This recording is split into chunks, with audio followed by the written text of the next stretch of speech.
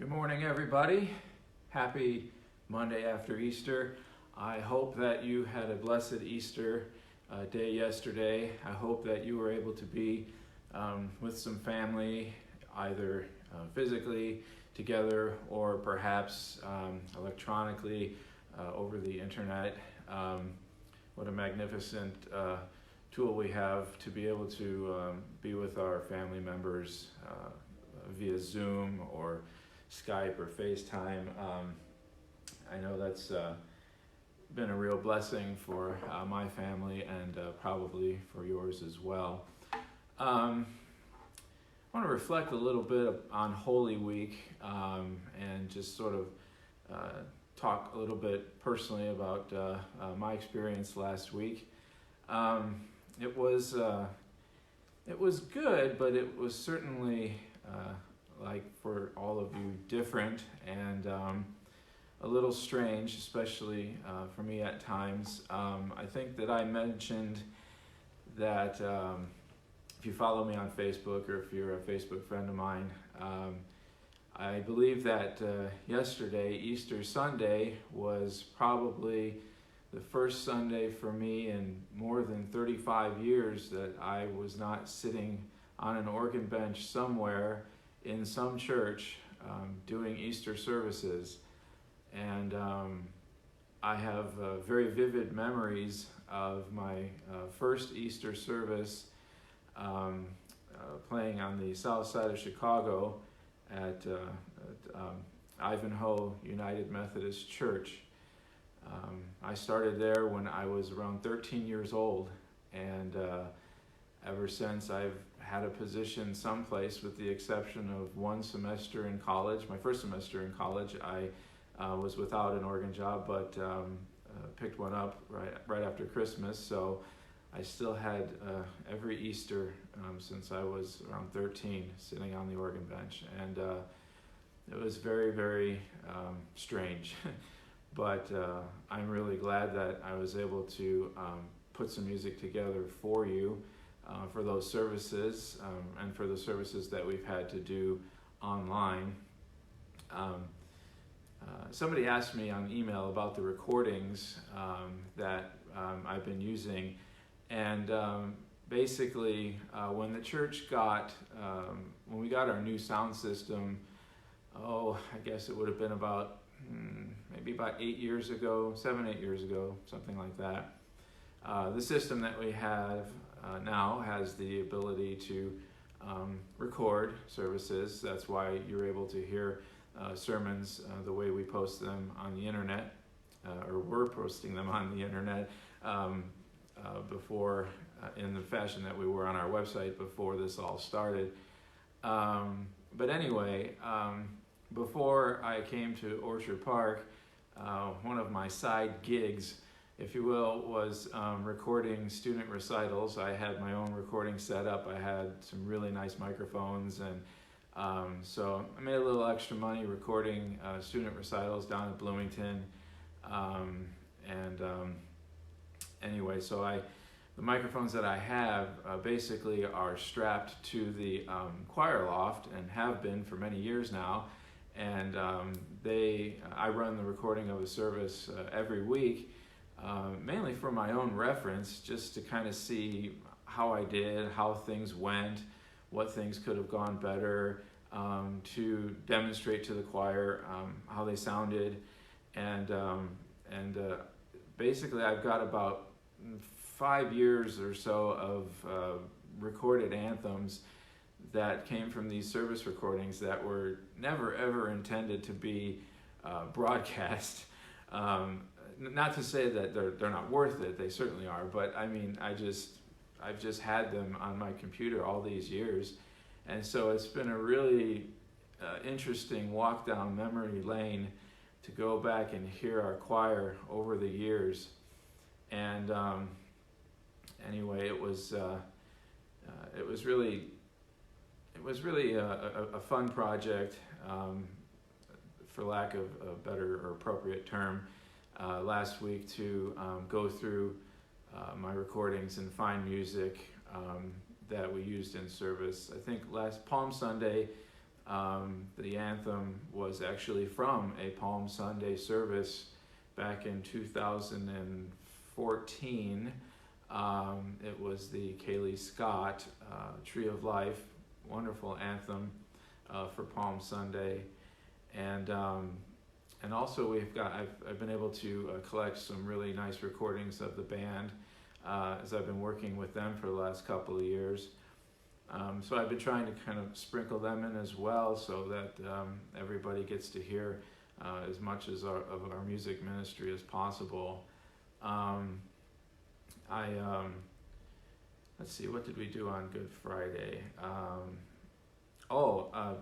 Good Friday. Two anthems that I thought Good Friday was, the recordings we had were particularly serendipitous that I had recordings that really fit well with the plan that Mike Sampson had in mind for the 7 last words of Christ. It happened that I had some, 4 recordings that really fit well, and I thought it was really special for me to hear the choir sing those anthems in conjunction with the prayers and the scripture that was being presented that evening, and I specifically did not do any credit for the composer or the ensemble for the Good Friday video presentation, because I just didn't think it would be appropriate, and it would sort of detract from the solemnness of the service. And so those first 2 pieces, if you go back and listen, were from our choir. The one was a video that we used in contemporary service a couple of years ago. And then the closing piece, I want to make sure that everybody knows, was Gary Krause playing the trumpet with me on organ, in a recording that we did several years ago. Gary's played Prayer of St. Gregory a number of times at Orchard Park, but that particular one dates back to, I believe, 2014, somewhere around there. But I thought Gary's playing was especially beautiful on that piece, and it went really well. And of course, Easter Sunday, tried to find some joyous music to celebrate the day. I was really pleased that I still had a recording of the Vaughan Williams Old 100th. That's one of my absolute favorites to do, and I'm glad that got included in the service. And anyway, I'm kind of rambling here because the whole week was sort of a blur of just sitting and making music videos all week. But anyway, it was just it was interesting, and it was good, but it was also a little bit bittersweet as well. So but I hope you had a nice Easter Sunday yesterday and were able to connect with some family and friends. Today, what I want to do, if you excuse me for a moment, I'm getting a little dry mouth. Oh, by the way, never put a drink on the piano. Shame on me. Choir members who see that, they'll know that I just committed a mortal sin. Today, what I wanted to do was talk a little bit about conducting. Each week that I've been with you, I have done a little bit of instruction or a little bit of sharing on the different parts of my job here at Orchard Park and at other churches that I've served as well. And principally, of course, is to play the organ. That is what I've done almost all my life. We talked about composition a couple weeks ago, my method of composing and writing music. And today, what I want to talk just a little bit about is conducting. When I went to Oberlin for my undergrad work, of course I entered and I exited as an organ major. and have my degree in organ performance. But I really got particularly interested in conducting instrumental ensembles. And I had the opportunity to do a little bit of conducting study with some really amazing teachers. One in particular, I didn't get to study with him for very long, but Robert Spano, who was conductor and music director of the Atlanta Symphony Orchestra, who I think he just retired from there. He was a very important figure, musical figure for me. I always admired his enthusiasm, his conducting style, his dedication to the music and to the musicians. He's just a phenomenal person to watch conduct,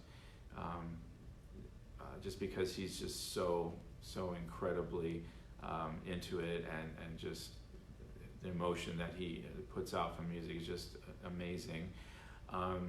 But I want to talk a little bit about, start off first with what is basically the role of the conductor. Because I don't often get the opportunity to step away from the keyboard and do this sort of thing in front of either choir or other instruments, because for most of the time that I've been a church organist, the positions that I've held, I have directed from the keyboard or the console, and there actually is such a thing as console conducting. It is a course taught at some point during your career as a music student or a church music student. You will learn a little bit about console conducting, which basically comes down to a lot of this, a lot of this, a lot of what was that.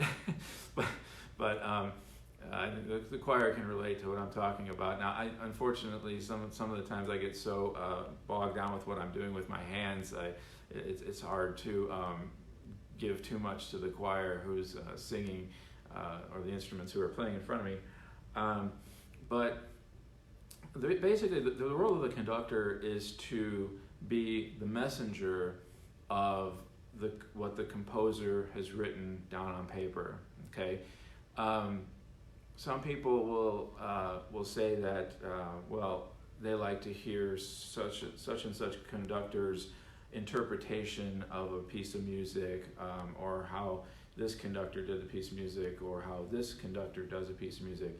And interestingly, there are a couple different schools of thought on that. And a few years ago, I went to a conducting symposium back at Oberlin.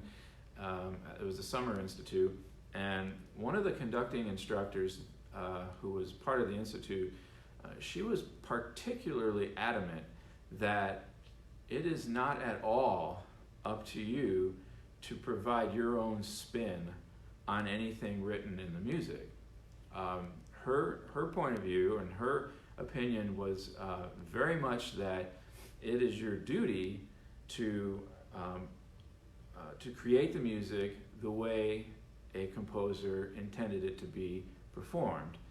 Now, that's all well and good, but the problem that I had with that interpretation or that point of view is that on the printed page, even though we have in modern music notation markings for how loud you're supposed to play, how fast you're supposed to play, how smoothly or how marked you're supposed to play, you can put all of those things on a page, and I know this because I have a few pieces out there, and I've heard other groups play or sing my works, and they don't sound exactly the way that I heard them when I wrote it down, because the tempo might be a little bit quicker. If for instance, if we go back in time and we think about historically about music notation, things like the metronome beat. A lot of scores will say quarter note equals 60 beats per minute. Well, that tells you exactly that this is exactly our tempo with, to relate to the second hand on a clock, 60 beats per minute, or 120, twice that. Well, that sort of thing, including dynamic markings, how loud, and all those things that I just mentioned, those didn't come along until hundreds and hundreds of years after music was printed. So when a conductor, and for that matter, the role of a conductor didn't exist as well for hundreds and hundreds of years until after music was printed. It wasn't until the early 19th century, right around the year 1800, 1810, there are a few different composers who claim to be the first conductors to be the ones to use a wooden baton to conduct music, and Felix Mendelssohn was one of them. But before that, this didn't exist. So how was the music conducted? How was it interpreted? How did you get a group of people to play around you?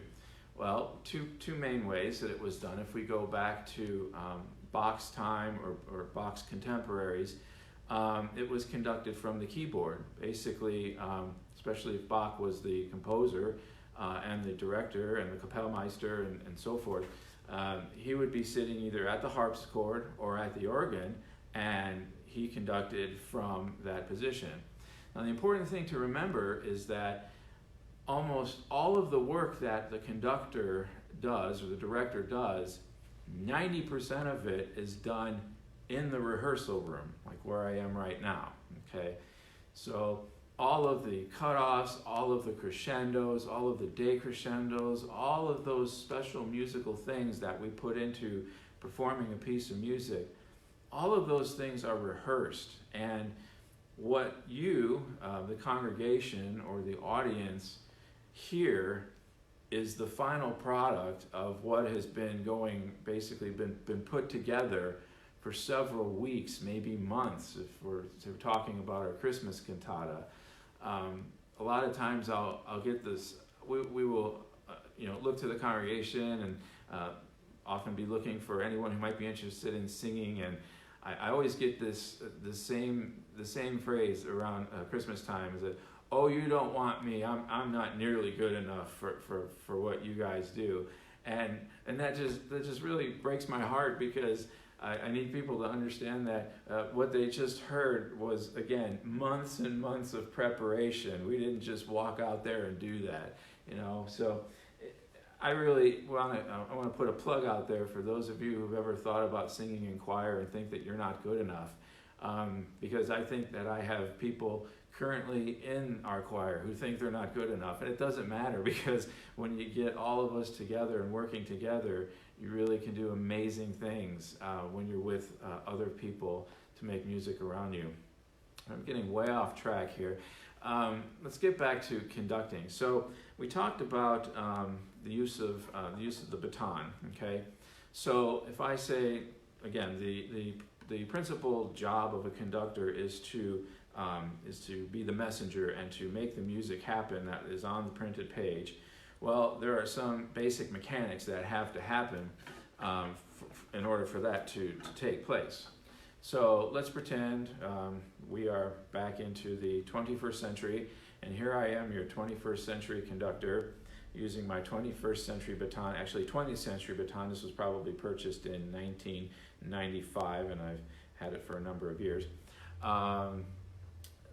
Just a little bit to talk about batons. Batons can be made of many different types of wood. They can be as cheap as $10 if you want to just go out and get a plain old plastic baton, or they can be as expensive as $30, $40, $50 or more, which has to do with the shape of the handle for the baton. This particular baton handle is rosewood, and the length of the baton changes basically based on how large of an ensemble you're conducting.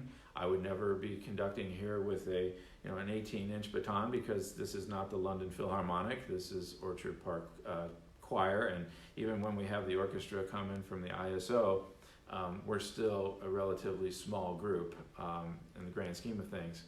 But basically, the purpose of my baton is to essentially, well, number one, what it does is define the beat, okay? And there are different beat patterns that a conductor has to know, different basic beat patterns that every conductor has to know in order to keep an ensemble together. That's another role of the conductor, to keep all of your instrumental players, all of your singers, to keep everybody in the musical ensemble together, okay, and on the beat. And that's very important. And so, of course, let's start off with just a couple of really simple ones. For the most simple beat pattern, of course, would be a meter just in one beat per measure. So it would be just kind of like that. Now, it's kind of hard for me to tell from the screen that I'm looking at because there's a little bit of a delay. But as I come down with the baton, there's a point in my gesture where I do just a tiny flick of the wrist, and it's not supposed to be a whole lot, it's just a touch. And the point where that flick happens is called the ictus, I-C-T-U-S, the ictus. And the ictus is basically the defining moment of where exactly that beat occurs. 1, 1, 1, 1, 1. Now, if I'm going to go into more complex beat patterns, let's say the piece is in 2. 1, 2, 1, 2, 1, 2, 1. Notice that beat 1 is lower than beat 2. Okay? Now that's important because the instrumentalists, in particular, they're watching to see where 1 is. And a lot of the times when I'm conducting choir, or if I'm conducting orchestra, and we're starting to get a little bit off and astray, I would be very intentional about 1, 1. And knowing where 1 is in a measure helps bring the whole group back together. So I just did a 4 pattern, by the way. So if we're in 4, our 4 pattern is down, left, right, up, down, left, right, up, down. Again, 1 always being lower than the rest of the beats. Now we can get into even more complex beat patterns like 5, 1, 2, 3, 4, 5, 1, 2, 3, 4, 5, 1. 6, there are a couple of different ways to do 6. You can do 3 and 3, 1, 2, 3, 4, 5, 6, 1, 2, 3, 4, 5, 6, 1, 2, 3. Or 1, 2, 3, 4, 5, 6, 1, 2, 3, 4, 5, 6. And it goes from there. But as we go higher and higher in number, it's going to be really unlikely that the conductor is going to be conducting every single one of those beats.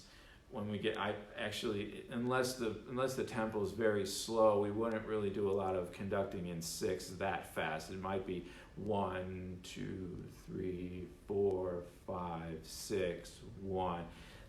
That would be where we would conduct each beat of a 6 pattern. If we get into 7, 8, or 9, the choir, interestingly enough, and it just breaks my heart, and I can't wait to get you guys back in this room and make music with you again.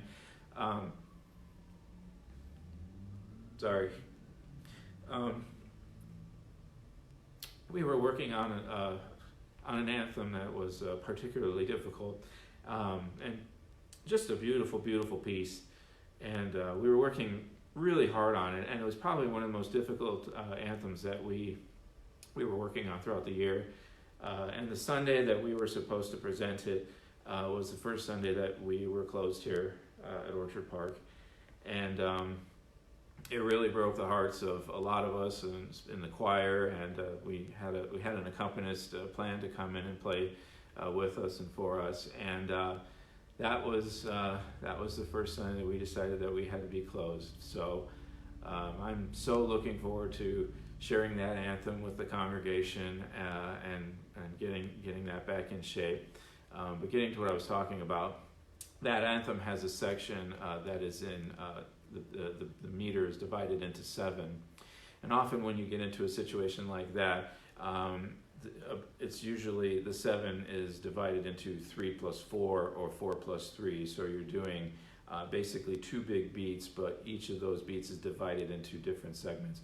1, 2, 3, 1, 2, 3, 4, 1, 2, 3, 1, 2, 3, 4, 1, 2, 3, 1, 2, 3, 4, or that sort of thing. Now, so that's one thing we do with our baton and our conducting, is keeping everybody together, making sure everybody knows the tempo and so forth. Now, one experiment that I can do with you who are sitting there watching me is I'd like you to count with me by following the baton. We're going to do a 4, we're going to count to 4. I'm going to do a 4 pattern. And what I'd like you to do is count as I direct, and I'm going to show you hopefully how much control I have over you out there with my magical baton. So we're going to, again, I want you to keep an eye on where the ictus is. That's where the beat is defined. And I want you to count along with me in 4. Ready? Here we go. And, okay, did you get 1? 1. You're late. The reason you're late is because I failed to do one very important thing, is to give a preparatory gesture. And I didn't breathe with you either. So if I just expect everybody to start playing with me just by going, none of you are going to be with me, right?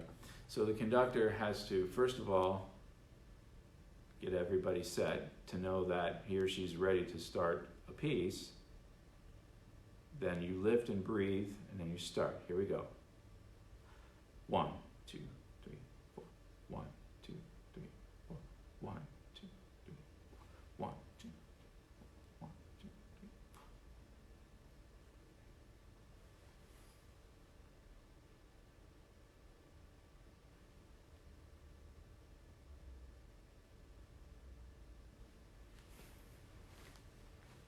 So all of that I just did, hopefully you got a little bit slower, you got faster, you got louder, and you got softer. All of those things that I just did with my hands and arms and baton and so forth helps to make the music more dynamic, okay? Making it more, giving it more emotion and things like that. So, so that's just a few of the things that the conductor has to keep in mind when he or she is in front of an ensemble. Now, the other thing that's really important, and I'm going to just leave you with this last little bit, basically is knowing your score. Now, sometimes scores can be, and I apologize that we're on FaceTime camera, so this is going to be backwards when you look at it.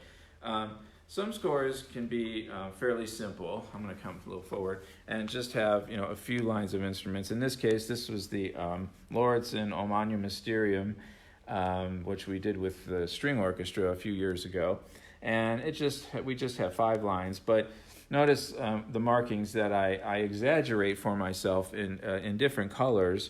Basically, my dynamic, I want to make sure, I know it says pianissimo there, but it's awfully small, so if I make it bigger and in green, it's easier to see.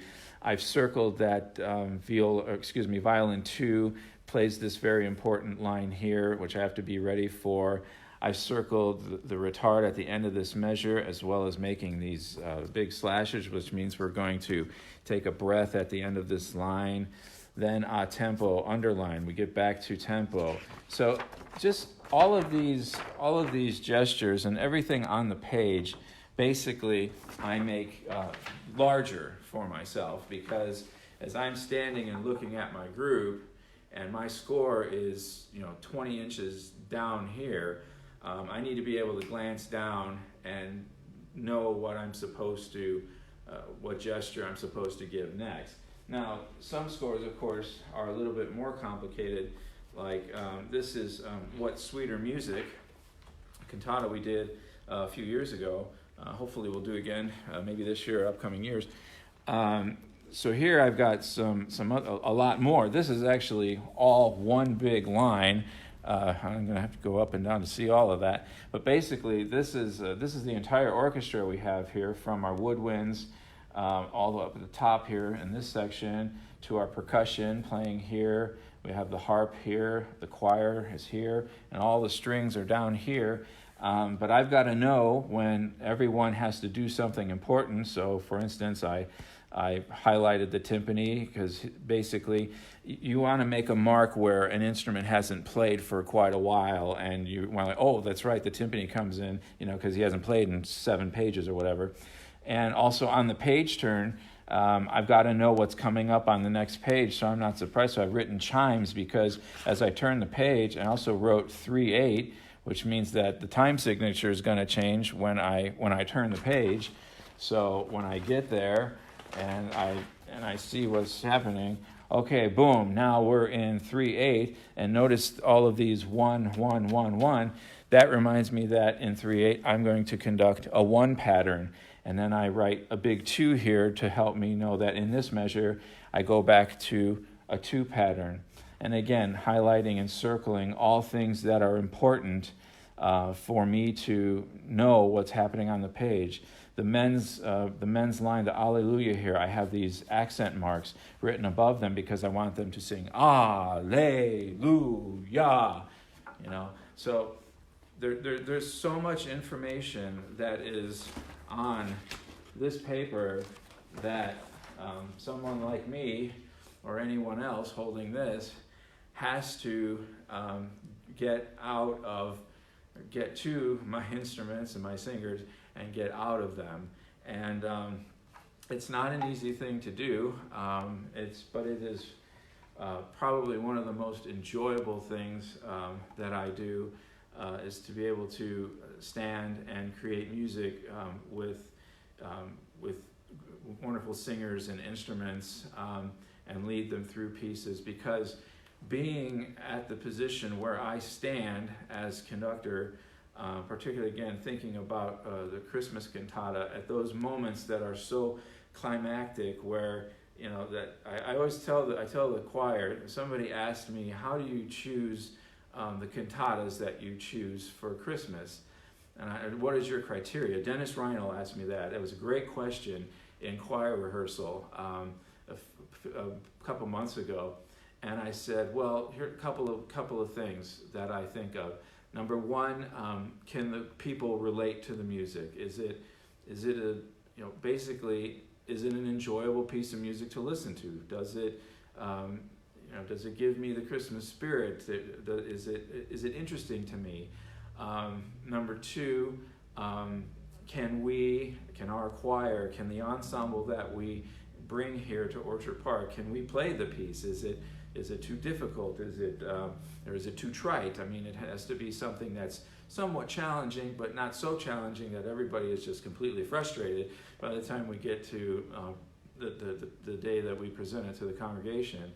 But the one thing for me, and this is going to sound kind of weird, but the one thing for me is that I look for those pieces where there's that one moment, and there's one moment when I'm listening to the piece or conducting the piece or we're performing the piece, and you get that time where that the hair just sort of stands up on the back of your neck, or you get that little tingle that goes down your spine, because that moment just really just draws you in and is so powerful. And the most amazing thing and the biggest gift that any conductor is given is the opportunity to stand right here in front of all these people and be the first set of ears that gets to hear all of that power and all of that music coming right at them, right here, focused right here. And there is nothing more moving and more powerful, for me anyway, as being a musician, is to be able to be in that position and make that happen, and to make that happen for the listeners and for the congregation. And that goes for anything. I mean, not just conducting, for playing the organ with the choir, that the music touches the listener, and is meaningful for them and gives them something to take home when they leave the sanctuary. Thank you so much for joining me this morning. I hope that you got a little bit of information out of this. It was fun talking to you. I do look forward to seeing you again. Choir members, remember, we're going to try to get together on Zoom this Thursday. I will have some videos out to you probably later today on how to do Zoom. So God bless you all, and be safe, and I will see you again next Monday. Bye.